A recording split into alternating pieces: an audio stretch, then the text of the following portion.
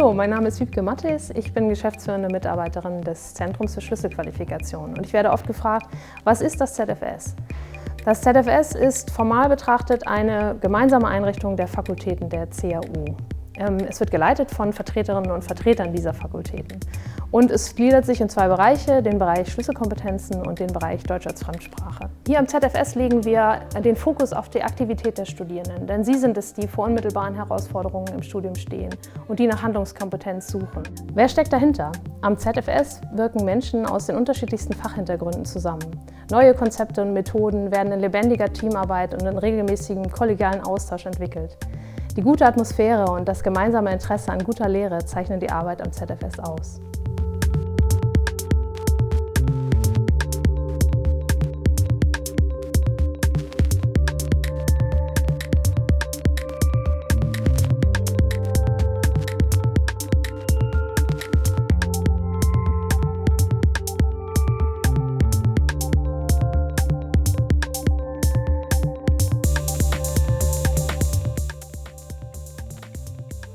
Die Studierenden finden im ZFS Angebote zur Selbstorganisation und zur Selbstmotivation. Sie wollen wissen, wie sie Gespräche effektiv führen können und Konflikte positiv nutzen.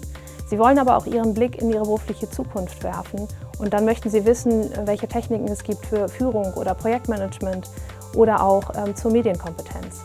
Andere wollen sich mit ihrer gesellschaftlichen Rolle auseinandersetzen und nehmen dann Angebote wahr wie Diversität oder Digitalisierung oder Burnout als gesellschaftliches Phänomen. Das alles sind Schlüsselkompetenzen im engeren Sinne. Und der Film zeigt einige Ausschnitte aus dem Gesamtprogramm.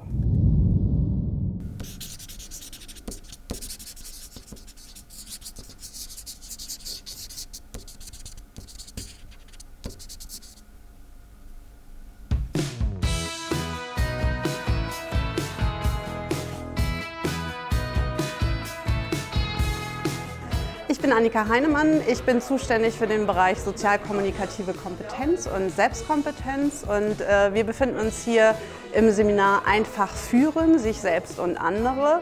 Und da geht es darum, tatsächlich Führungskompetenzen zu erlangen für sich selber. Also wie führe ich mich selber durch stressige Zeiten, wie organisiere ich mich, wie strukturiere ich mich. Aber dann auch der nächste Step, wie führe ich andere, wie bin ich als Führungskraft, was brauche ich da, wie motiviere ich andere. Das sind die Themen, mit denen wir uns hier beschäftigen.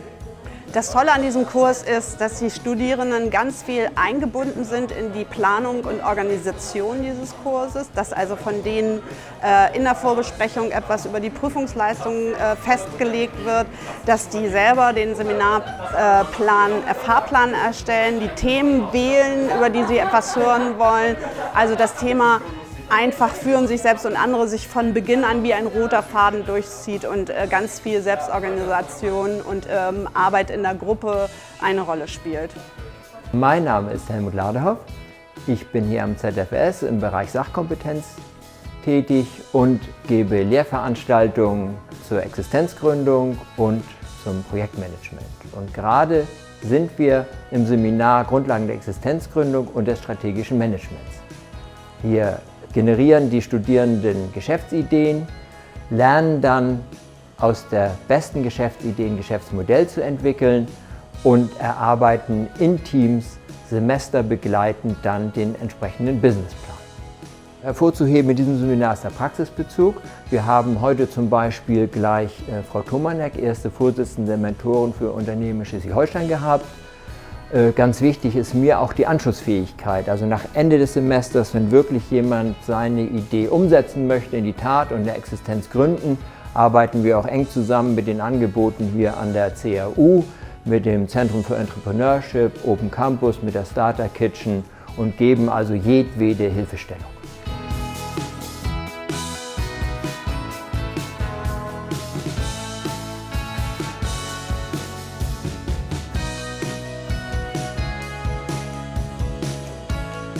Ich bin Wiebke Mattes und das ist der Kurs Unternehmerisches Denken und Handeln für Studierende aller Fächer und aller Studienstufen. Also für Studierende der Geistes- und Sozialwissenschaften oder auch der naturwissenschaftlichen Fächer oder auch aus der Technik.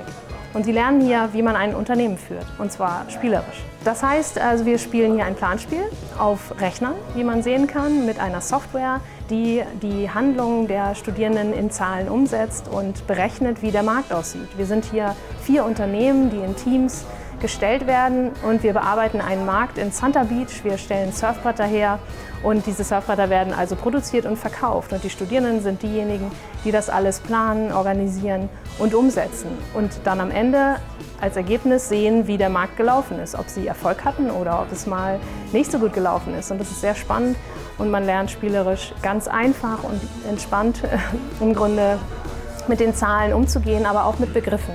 Was ist Umsatz, was ist Absatz? Wie rechnet sich der Gewinn? Was ist eigentlich eine Bilanz? Oder was ist eine Selbstkostenrechnung?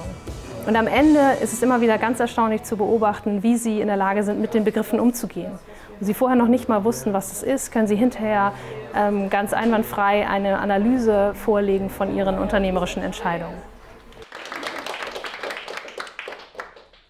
Hallo, ich bin Tina Spalding. Ich bin heute hier in der Alten Mu mit meinem Kurs Projektkommunikation. Und das ist toll, hier zu sein, weil ja der Kurs Veränderung beinhaltet und diese örtliche Veränderung schon total viel Spaß macht. In meinem Kurs kann man lernen, wie wichtig es ist, in Projekten gut zu kommunizieren, damit man die Ziele nicht aus den Augen verliert und damit auch Fehler passieren dürfen und man die Fehler kommuniziert und daraus positive Veränderungen hervorbringt. Dieser Kurs ist eigentlich für alle geeignet. Ein besonders schöner Moment in diesem Kurs war, dass wir in den Park hier bei der Alten Mu gegangen sind und eine Referatgruppe hat eine Vertrauensübung gemacht. Wir haben uns auf die Mülleimer gestellt und wurden vom gesamten Team aufgefangen. Und ich durfte das auch machen und das war großartig.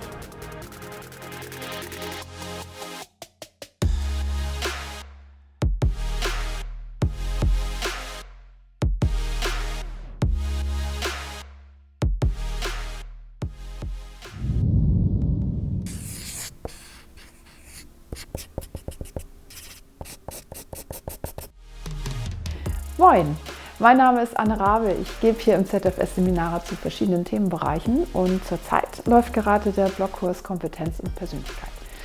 Wir beleuchten einerseits die theoretischen Hintergründe und Forschungsansätze zum Thema und setzen das dann andererseits in Bezug zu den einzelnen individuellen Situationen der Studierenden.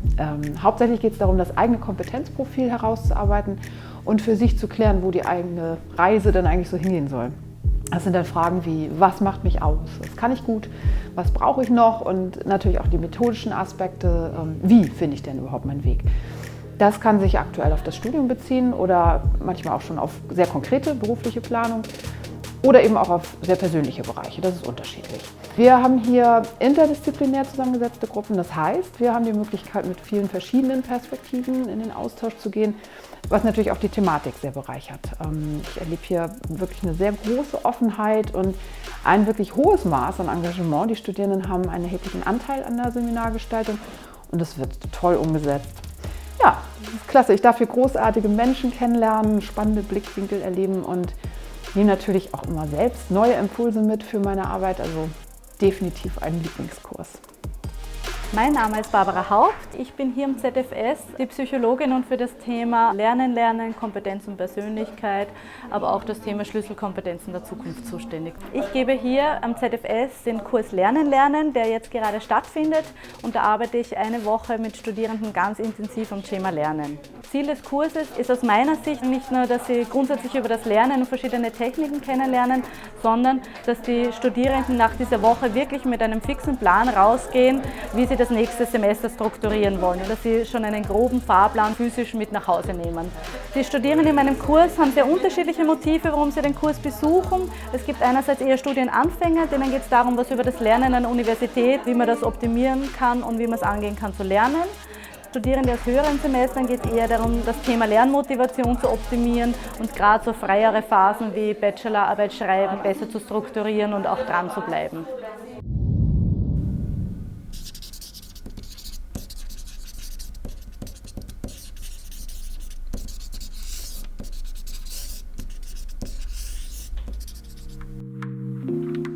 Ich bin Jackie Gillies und bin hier am ZFS tätig im Bereich der Wissenschaftskommunikation. Studierende lernen bei mir, welche Methoden und Formate es gibt, um wissenschaftliche Themen spannend, unterhaltsam und trotzdem präzise und fachlich korrekt an unterschiedliche Zielgruppen zu kommunizieren.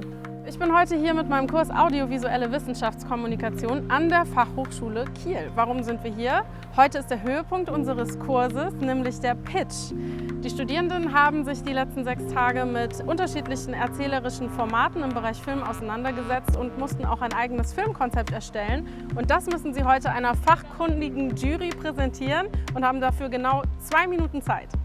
Es ist immer schön, wenn man Studierende mit Branchenexperten zusammenbringen kann. In der Jury sitzen dieses Mal mein Kollege Ulf Ewert aus der Wissenschaftskommunikation, Julia Gleska, Förderreferentin an der Filmwerkstatt Kiel und Bernd Günther Nahm, Dozent an der Fachhochschule Kiel. Nach der Aufregung des Pitches dürfen die Studierenden sich dann auch einmal ganz entspannt zurücklehnen, nämlich in die bequemen Sessel des Mediendoms. Dort erhalten wir einen Einblick in deren audiovisuelle Wissenschaftsformate. Und danach geht es nochmal um Virtual Reality. Wir dürfen im Computermuseum die Butterfly Box ausprobieren.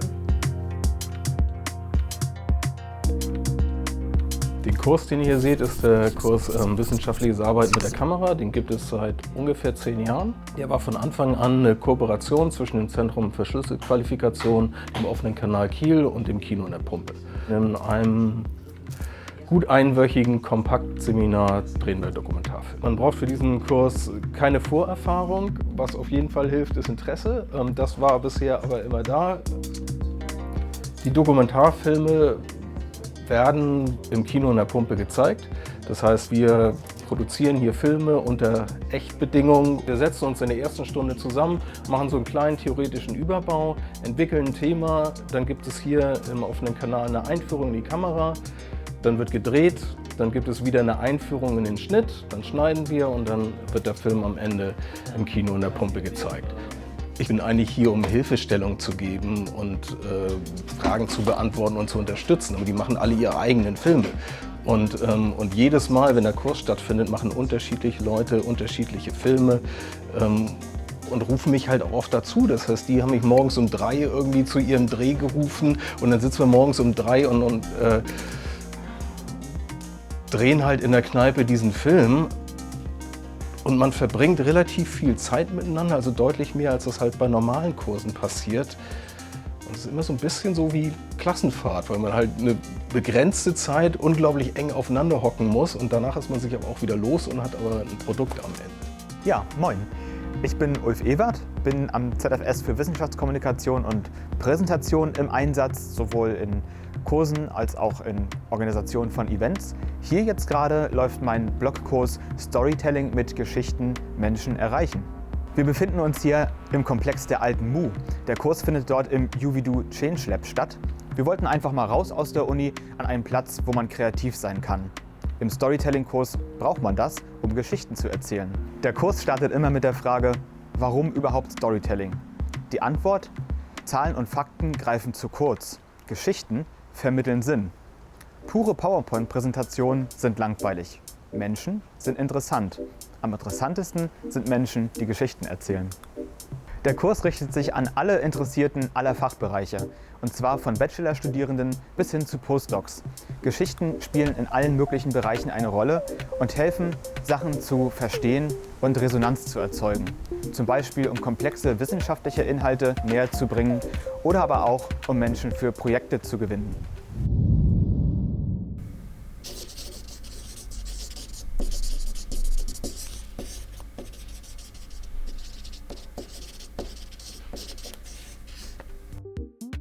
Hallo, ich bin Petra Stützer und unterrichte am Lehrbereich Interkulturelle Kompetenz. Der Kurs, in dem wir uns momentan befinden, nennt sich Kulturelle Lebenswelten aus der Perspektive von Wissenschaft und interkultureller Trainingspraxis. Es geht darum, dass Studierende vor dem Hintergrund ihres Fachbereichs die Schnittmenge mit Interkulturalität als Forschungsschwerpunkt über überhaupt Interkulturalität abbilden. Wir haben heute sehr interessante Vorträge gehört, zum Beispiel eine Kunsthistorikerin, die zum Thema Kunst und Diversität was erzählt hat. Immer im Fokus, was mache ich als Studierender mit diesem Thema, was bringe ich aus meiner Biografie rein und was kann mein berufliches Profil sein. Und ich kann dann sehr schön gemeinsam mit den Studierenden und mit Hilfenahme interkultureller Trainingsmethoden dann die interkulturelle Sensibilisierung für uns selbst, aber auch für etwaige Zielgruppen, die wir haben, gemeinsam mit den Studierenden entwickeln. Es sind natürlich überwiegend Studierende aus den Sozial- und Geisteswissenschaften, aber der Mehrwert ist letztendlich auch für alle anderen Fakultäten durchaus vorhanden. Genau, und insofern ist jeder willkommen. Hi, ich bin Preeti Chadha-Gebauer. Und ich bin Jackie Gillies. Wir haben in den letzten 2 Wochen ein Seminar gehalten mit dem Titel Perspektiven von Begegnungen. Darin fand auch eine Begegnung statt, nämlich zwischen einheimischen Studierenden und angehenden Studierenden mit Fluchthintergrund. In diesem Intercultural Setting haben sich die Studierenden nicht nur kennengelernt, sondern sich auch darüber ausgetauscht, was sie schon an vermeintlich kulturellen Missverständnissen erlebt haben. Solche Missverständnisse nennt man Critical Incidents. Und heute ist der letzte Tag unserer Veranstaltung und wie ihr seht, in lockeren Atmosphäre tauschen wir uns aus. Die Studierenden haben ihre Projekte vorgestellt und wir haben ein paar Gäste heute hier und unter anderem eine Filmemacherin, deren Film wir zur Sensibilisierung geschaut haben. Wir haben es nicht nur als Austausch gesehen, sondern so konzipiert, dass das Seminar einen multimedialen Mehrwert hat, dass die Studierenden etwas dazulernen in den Bereichen Filmemachen, Audioaufnahme, Transkription und der Erstellung eines Blogs. Denn das ist das Ziel des Seminars. Alle von uns gesammelten Critical Incidents finden den Weg in einen Blog, den wir gemeinsam mit den Studierenden ins Leben rufen.